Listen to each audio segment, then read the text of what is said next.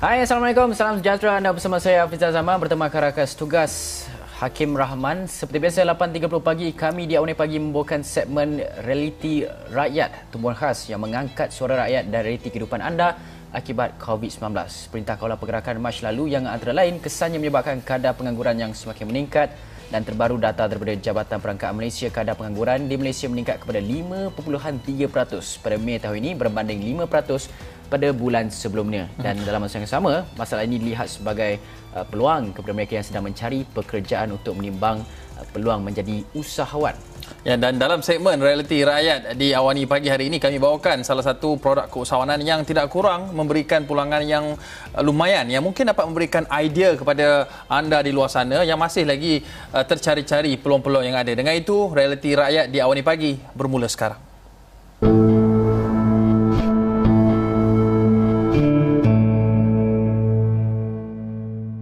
Baiklah, keusahawanan merupakan salah satu jalan keluar ketika kadar pengangguran semakin meningkat akibat pandemik COVID-19. Salah satu perniagaan atau keusahawanan yang mula diterokai ramai adalah produk sarang burung walit.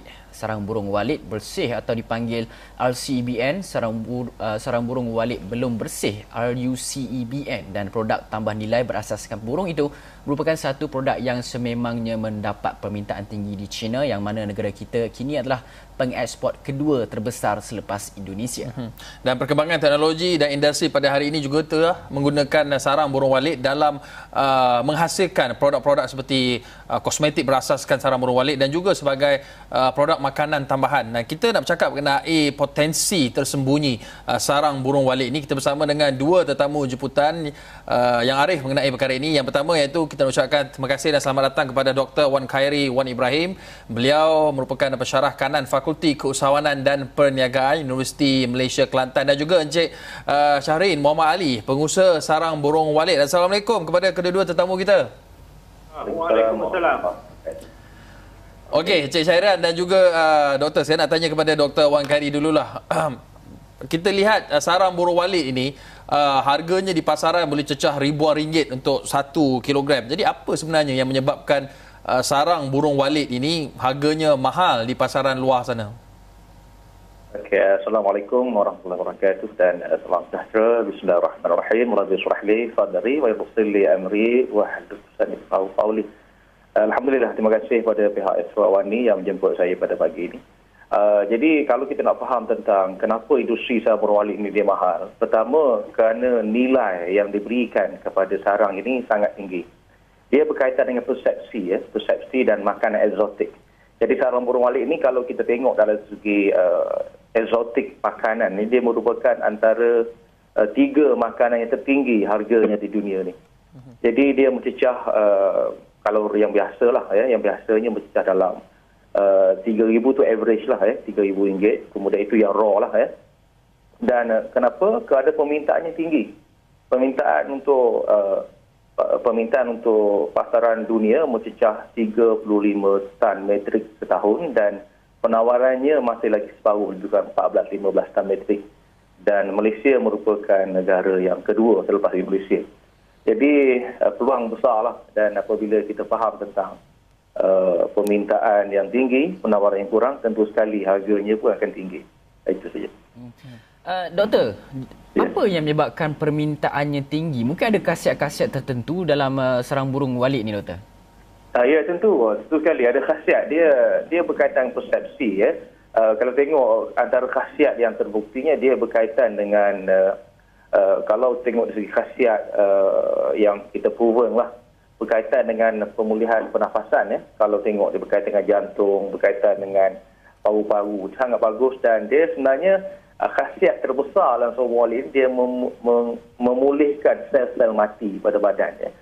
Jadi dan sangat popular lah tadi disebut dalam bidang kosmetik. Kenapa? Sebab dia boleh menjadikan awet muda dan sebagainya. Kali sebut awet muda cantik ni memang kalau kita nak jual produk, nak buat apa produk, kita sebut cantik, awet muda, memang meletuplah produk tu. Baru 5 minit kita interview ni dah berjaya mempengaruhi saya untuk beli produk berdasarkan sarang burung walit. Tapi dalam masa sama, Doktor, saya nak juga bercakap dengan Encik Syahrin.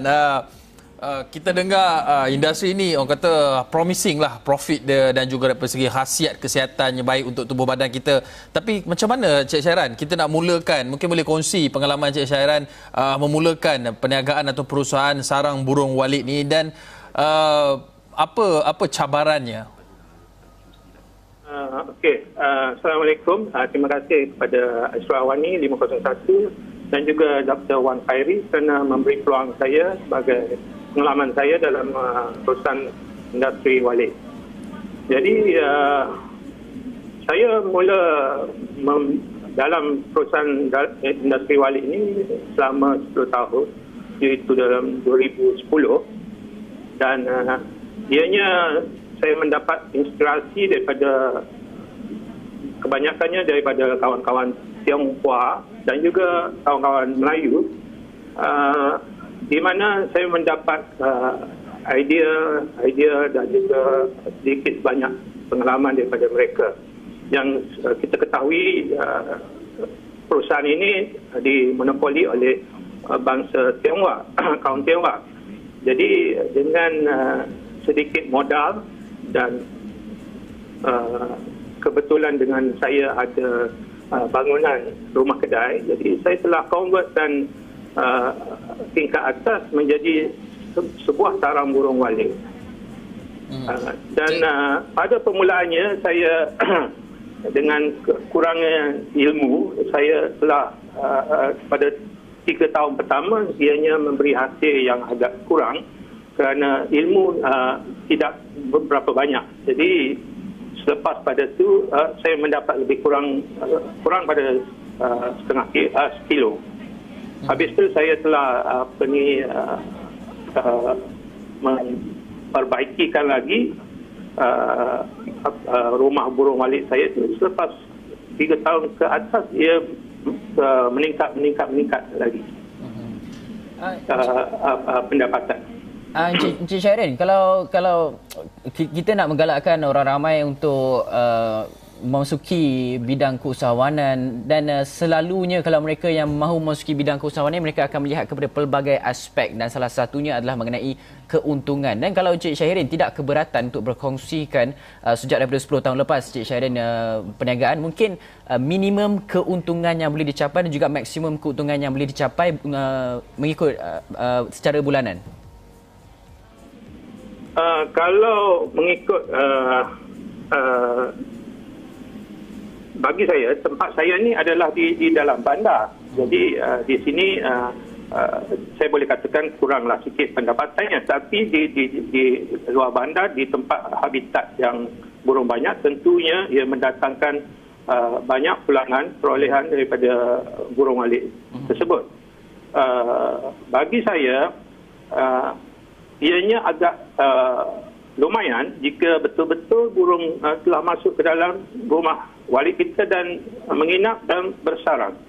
Jadi pengalaman saya ini saya boleh katakan ianya selepas pada 3 tahun biasanya dia akan meningkat. Pada masa sekarang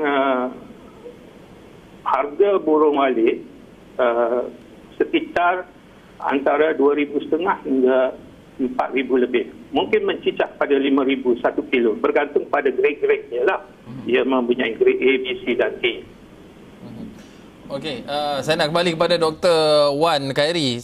Doktor sebelum ni ada kongsikan kepada saya gambar sarang burung itu. Harganya 4,300 sekilogram. Itu dan harganya bergantunglah seperti yang disebutkan oleh Encik Syairin tadi, bergantung kepada kualiti dan grade-nya. Tapi dalam masa sama doktor, kita lihat ini satu industri yang orang kata lumayan sebenarnya ni, tetapi ada tak macam mungkin di peringkat universiti ataupun mungkin daripada kumpulan-kumpulan yang digerakkan oleh doktor sendiri untuk memberikan mungkin nasihat, panduan ataupun mentorship punya program untuk mereka yang nak menceburkan diri dalam bidang keusahawanan, terutamanya melibatkan sarang burung Walid ini? Adakah mereka perlu bermula dengan modal besar, nak kena ada rumah sarang burung itu sendiri ataupun secara kecil-kecilan boleh dimulakan? Terima kasih. Sarang burung Walid ini dia ada sejarah panjang ya. Kalau kita nak ceritalah pelibatan awal kita orang di Semenanjung ni bermula secara senyap-senyap rahsia pada kita 1980-an. Jadi itu rahsia-rahsia lah, senyap-senyap. Dan kita ni hanya mula sedar dia jadi macam satu. Sebenarnya burung walet ini merupakan salah satu dipanggil SKB, sumber kekayaan baharu negara. Pada tahun 2018, kerajaan telah musyawarahkan 5 sumber kekayaan baru negara. Antaranya disebutkan ialah musang king, herba, tenusu, kemudian durian, durian musang king dah sebut dah. Kemudian sarang burung walet. Jadi kelapa satu lagi, kelapa, musang king, tenusu, herba dan sarang burung walet. Jadi sarang burung walet ini sebenarnya memang kerajaan sendiri ada satu department lah. Dulu pada sebelum tahun 2010 burung walet ini di bawah Jabatan Perkhidmatan. Tetapi setelah kerajaan mengeluarkan sarang burung walet ini daripada senaran hidupan liar, maka ia telah diselia oleh Jabatan Veteriner. Maka yang menguruskan training dan sebagainya sebenarnya Jabatan Veteriner. Di samping itu juga memang di UMK sendiri kami menyediakan training lah, dan banyak training yang dianjurkan oleh pihak swasta, dan saya sendiri pun menganjurkan training. Dan saya sendiri pun ada menerbitkan satu buku, buku strategi pengurusan rumah burung walet. Jadi buku ni dijual oleh UMK Press. Jadi dalam buku ni dinyatakan tentang bagaimana cara-cara nak membina rumah burung walet dan strategi bagaimana nak berjaya dalam rumah burung walet. Jadi kerana pada peringkat awal ilmu ni rahsia peringkat awal, ilmu ni rahsia. Dan apabila kita dapat explore, kita dapat keluarkan kefahaman tentang betapa dulu memang kalau nak melabur rumah burung walet ni tak ada 500,000 tak boleh. 500,000 tu, 500,000, 200,000. Tapi sekarang ni dengan teknologi, dengan ilmu yang kita ada, dengan kefahaman yang tentang pembentukan mikrohabitat, rumah burung walet boleh dibuat dengan harga bawah pada 100,000, bergantung pada saiz dan material yang kita gunakan. Itu dia. Cik Syahin. Cik Syahin pula, maaf. Pada awalnya Cik Syahiran, pada awalnya berapa modal permulaan? Mungkin Cik Syahiran berada di kawasan yang agak bandar sikit. Tapi berapa modal permulaan? Mungkin boleh kongsikan saat-saat memulakan perniagaan itu dari segi modalnya, dari segi mendapatkan materialnya. Macam mana kita nak menjemput burung walet tu untuk bersarang di tempat yang kita sediakan?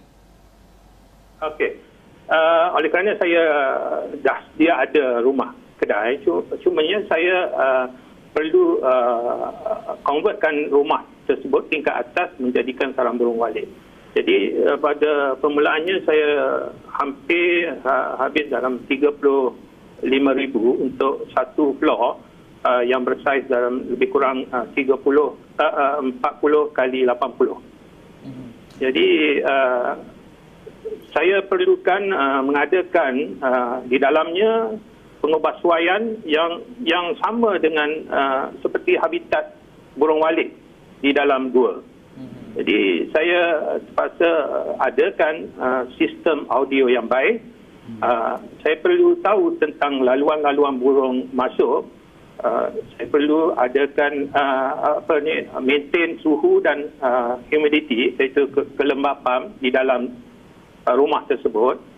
Dan juga saya perlukan ada aroma yang bersesuaian untuk rumah burung itu pada permulaannya.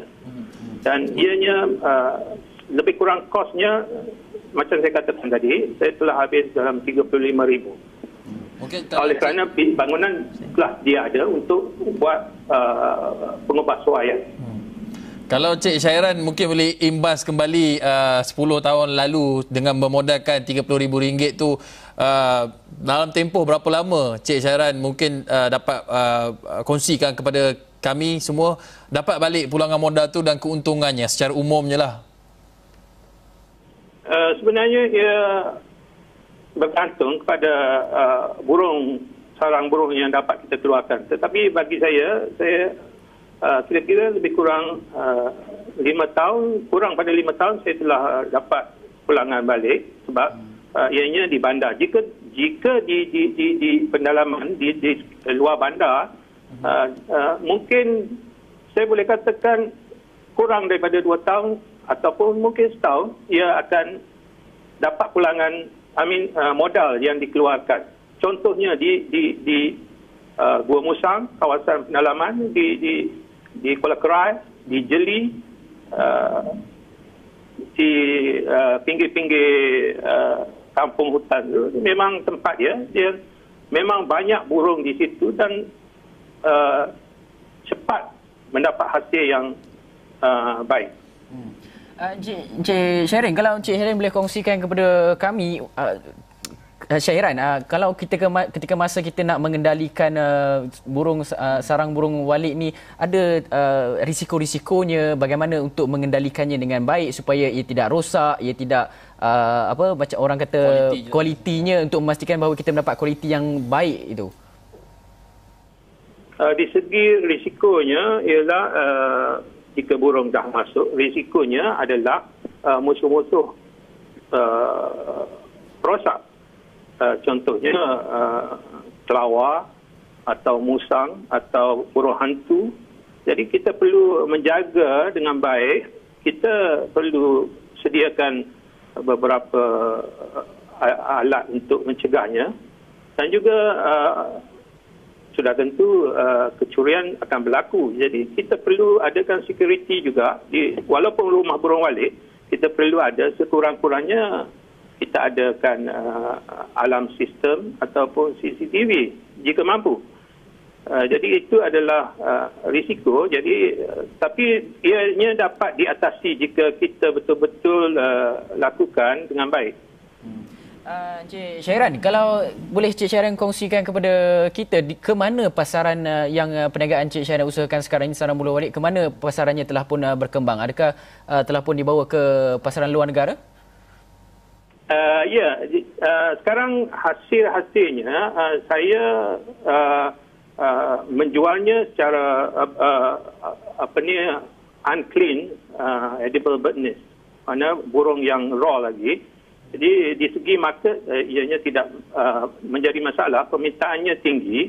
Jadi biasanya tauke-tauke akan hubungi kita, ataupun mungkin kita adakan macam kita adakan satu tempat di pusat pengumpulan di Bandar Macang. Jadi semua pengusaha-pengusaha akan pergi di sana dan tauke ataupun pembeli-pembeli akan datang dan kita jual. Dan sarang-sarang ini diproses dan dihantar ke negara luar. Contohnya permintaannya sekarang ini sudah tentu di negara China yang kita ketahui. Dan sekarang beberapa negara luar yang lain seperti Timur Tengah, Amerika dan juga Eropah pun saya dengar sarang burung walit ni ada permintaan juga. Punya potensi yang sangat besar sebenarnya sarang burung walit dan juga produk-produk hilirannya. Banyak lagi kita nak bincangkan mengenai potensi sarang burung walit ini bersama dengan tetamu kita, tapi kita perlu berhenti rehat seketika. Kembali selepas ini.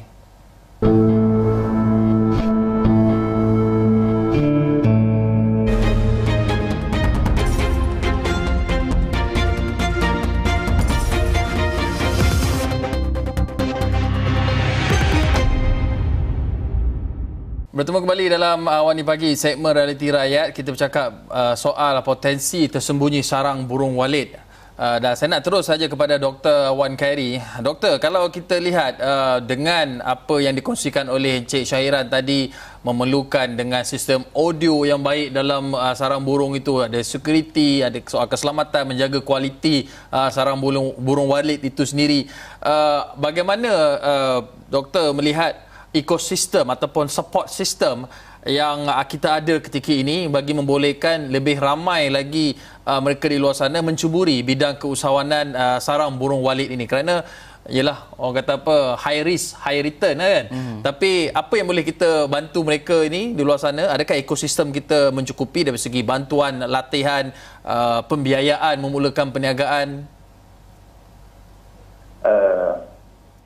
Apabila kita melihat sebenarnya veterina memainkan peranan yang sangat baik di negara kita ni.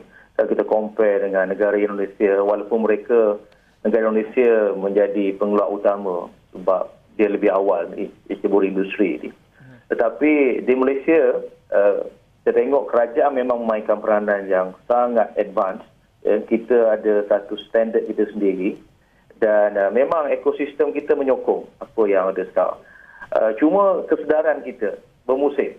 Kesedaran orang kita bermusim. Ya. Contoh sekarang ni apabila contohnya 2 hari lepas ada satu majlis tanda tangan MOU dengan sebuah syarikat negara China untuk penghantaran raw unclaimed bird nest, maka dia meletup balik. Dia macam bermusim.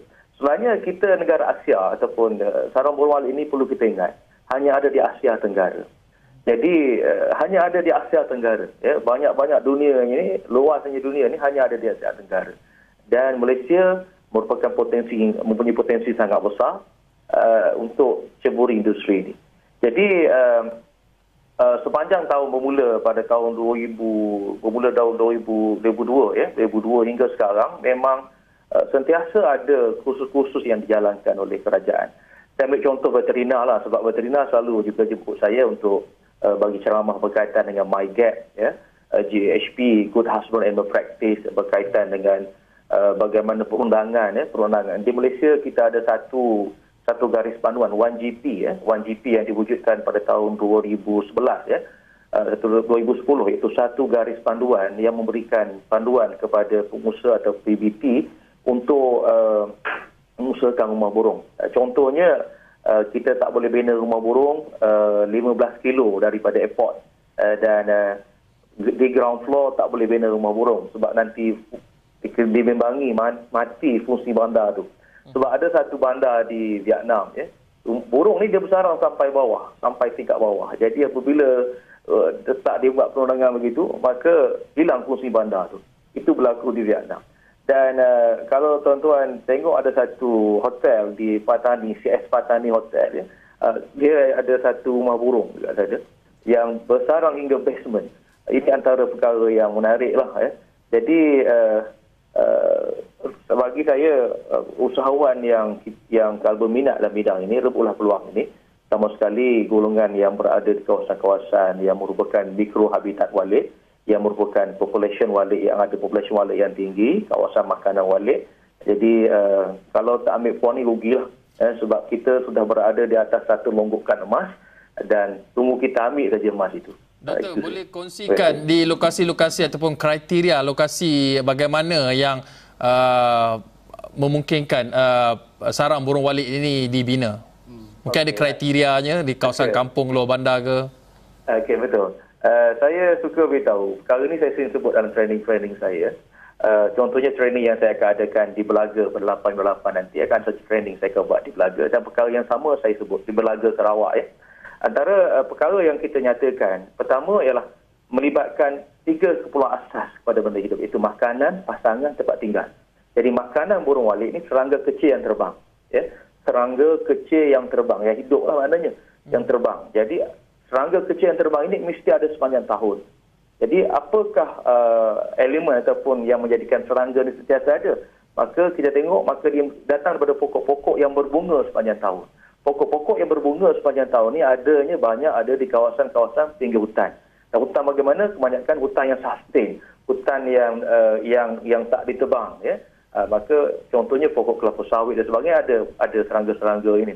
Jadi di kawasan-kawasan ladang, di kawasan-kawasan pinggir hutan merupakan potensi yang sangat besar untuk kita bina rumah burung. Itu makanan. Pasangan tu suara burung walet. Pernah dengar suara walet bunyi macam mana? Tak tahulah macam mana bunyi suara burung walet. Suara dia macam ni, ya.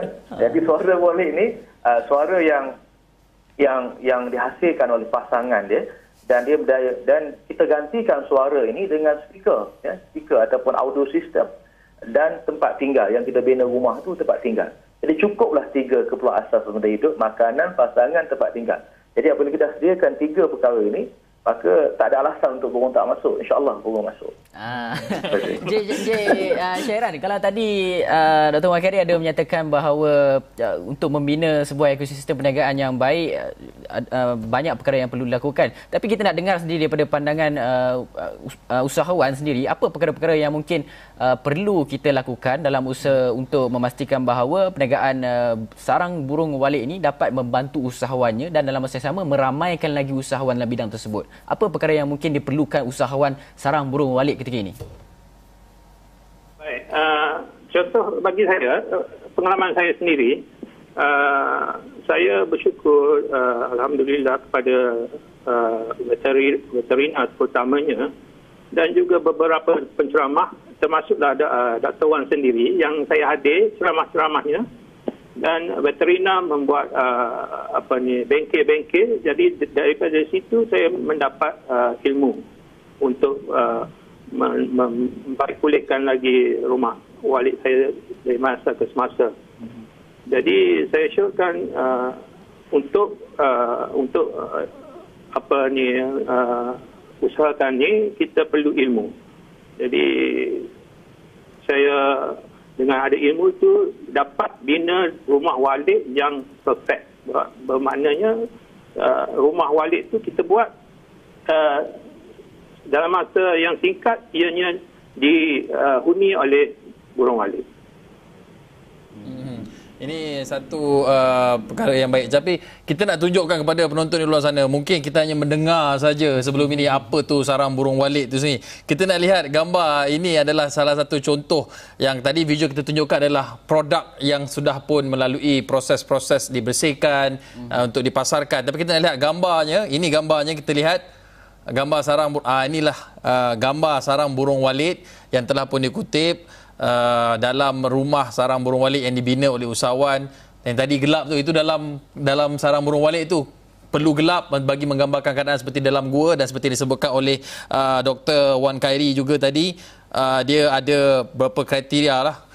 Kena audionya, bunyi pasangan. Tapi sampai sekarang saya masih lagi tak tahu macam mana bunyi sarang burung walid. Tapi apa pun, terima kasih kepada kedua-dua tetamu kita. Terima kasih kepada Dr. Wan Khairi Wan Ibrahim, Pensyarah Kanan Fakulti Keusahawanan dan Perniagaan Universiti Malaysia Kelantan, yang saya kira banyak berbakti dalam membantu menaikkan industri sarang burung walid ini dengan buku. Sebenarnya PhD doktor pun dalam berkaitan dengan sarang burung walid. Terima kasih doktor, dan juga kepada Tik Syahiran Muhammad Ali, pengusaha sarang burung walid, antara contoh sukses story ataupun bagaimana sarang burung walid ini berjaya menambah pendapatan dan juga membuka ruang-ruang pekerjaan dan juga keusahawanan. Terima kasih kepada kedua-dua tetamu kita di atas perkongsian yang diberikan. Baik, sekian saja Awal Ni Pagi segmen Realiti Rakyat. Saya Hakim Rahman. Saya Hafizal Zaman. Assalamualaikum. Salam sejahtera.